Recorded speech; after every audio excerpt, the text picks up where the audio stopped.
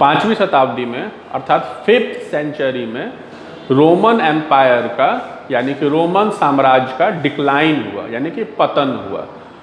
ये रोमन साम्राज्य उस समय आज के यूरोप में फैला हुआ है। हम लोग जानते हैं कि आज वर्तमान में यूरोप में लगभग 54 कंट्रीज़ है और यूरोप में एक देश है जर्मनी। तो 5th सेंचुरी में रोमन साम्राज्य के पतन के बाद जर्मनी की बहुत बड़ी आबादी एक आइलैंड पे जाके निवास करने लगी और उसी जनसंख्या ने 12th सेंचुरी आते आते यानी कि 700 साल के बाद एक देश का निर्माण किया, जिस देश ने हमें गुलाम बनाया और हम लोग को पता है उस देश का नाम है इंग्लैंड। इसी देश ने हमें गुलाम बनाया। अब अक्सर हमें एक कन्फ्यूज़न होता है कि इंग्लैंड क्या एक देश है या देश का नाम यूनाइटेड किंगडम है। कभी कभी हम लोग बात करते हैं ब्रिटेन की, कभी हम लोग बात करते हैं द ग्रेट ब्रिटेन की। तो इसमें आज हम लोग डिफरेंस देखेंगे, England, Britain, the Great Britain and United Kingdom. इन चारों में क्या डिफरेंस है या ये चारों एक हैं।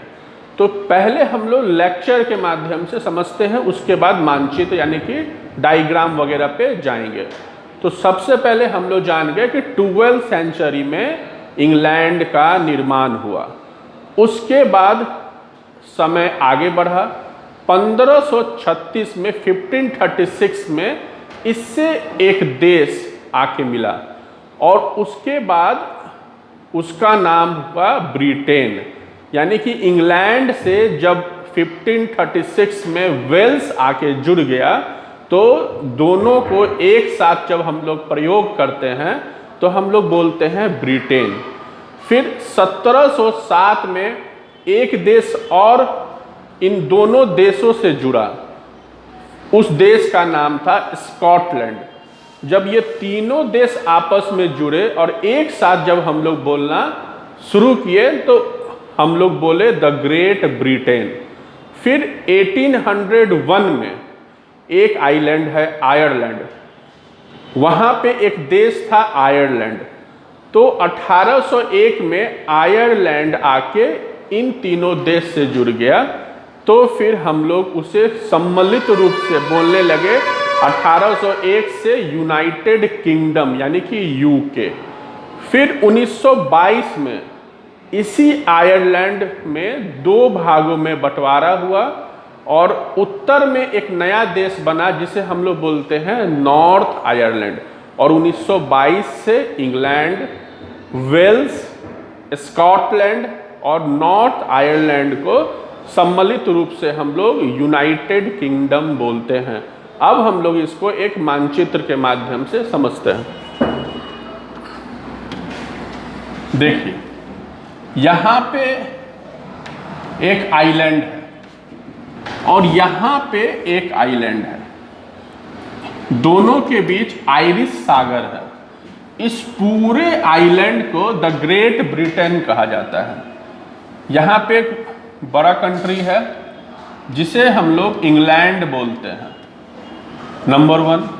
जब इसी इंग्लैंड से ईस्ट में एक देश है वेल्स, वेल्स जब आके मिल जाता है तो नंबर 1 और नंबर 2 को सम्मिलित रूप से यानी नंबर 1 प्लस नंबर 2 को सम्मिलित रूप से ब्रिटेन बोलते हैं। इसके नॉर्थ में एक कंट्री है, उसका नाम है स्कॉटलैंड।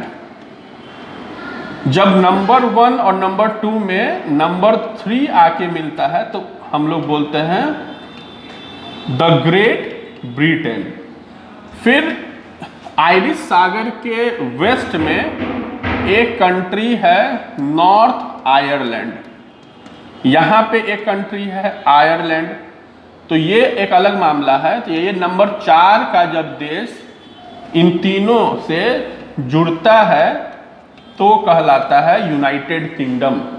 यानी कि इंग्लैंड, वेल्स, स्कॉटलैंड और नॉर्थ आयरलैंड को जब हम लोग सम्मिलित रूप से यूनाइटेड फॉर्म में बोलते हैं तो हम लोग बोलते हैं यूनाइटेड किंगडम।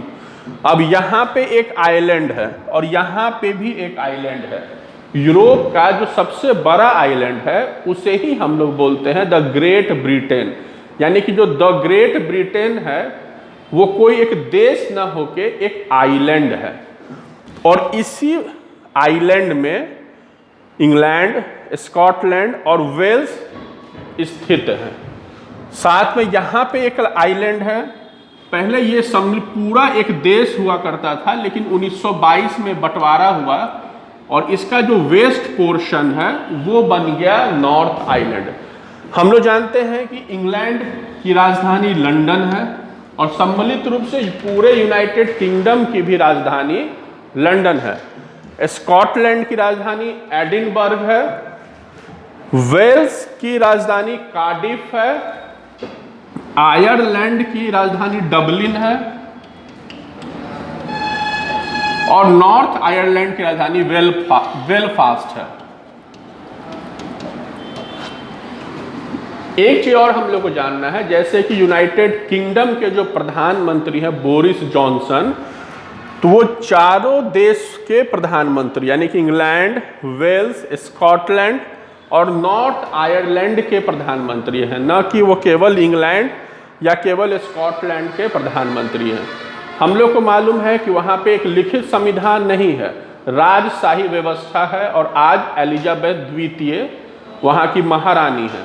तो जब एलिजाबेथ द्वितीय की बात आती है तो एलिजाबेथ द्वितीय इंग्लैंड, वेल्स, स्कॉटलैंड और नॉर्थ आयरलैंड इन चारों देशों की सम्मिलित रूप से महारानी है।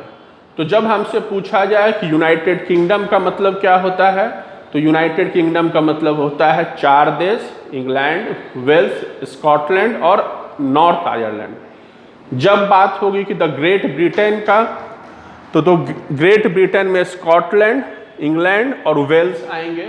ब्रिटेन की जब बात आएगी तो केवल 2 देश इंग्लैंड और वेल्स की बात आएगी, और जब केवल और केवल अगर हम लोग इंग्लैंड बोलेंगे तो केवल एक देश होगा और उस देश का नाम होगा इंग्लैंड।